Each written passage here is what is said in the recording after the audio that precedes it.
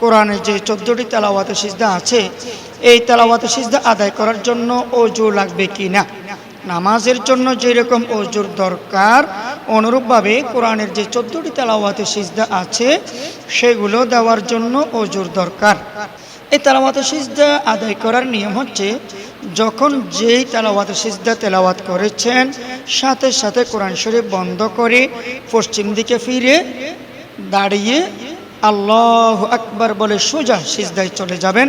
সিজদার তাসবিহ 3 বার বা 5 বার, সুবহান রাব্বিয়াল আলা সিজদার তাসবিহটা 3 বার বা 5 বার বা 7 বার পড়ে আল্লাহু আকবার বলে আপনি ডাইরেক্ট দাঁড়িয়ে যাবেন বা বসে যাবেন, এতটুকুই। এই যখনই যে আয়াত তেলাওয়াত করেছেন তেলাওয়াতের সিজদার আয়াত, তখনই নগদে নগদে তেলাওয়াতের সিজদাটি আদায় করতে পারলো ভালো, নূরুন আলা নূর।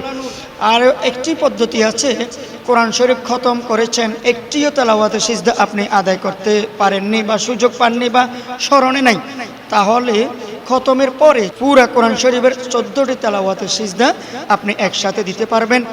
যেমন আপনি কিবলামুখী হয়ে দাঁড়ালেন, আল্লাহু আকবার বলে ডাইরেক্ট সিজদায় গেলেন, সিজদার তাসবিহ পড়ে আবার দাঁড়ালেন, আবার আল্লাহু আকবার বলে সিজদায় গেলেন, আবার দাঁড়ালেন, আবার তাকবীর বলে সিজদায় গেলেন, এভাবে দাঁড়াবেন, সিজদায় যাবেন, অথবা সিজদা থেকে বসা, বসা থেকে সিজদা, এভাবেও পারবেন। 14টি তেলাওয়াতের সিজদা এগুলো আদায় করতেই হবে। অনেক উলামায়ে কেরাম, মুফতিয়ানে কেরাম বলেছেন তেলাওয়াতের সিজদা আদায় করা ওয়াজিব।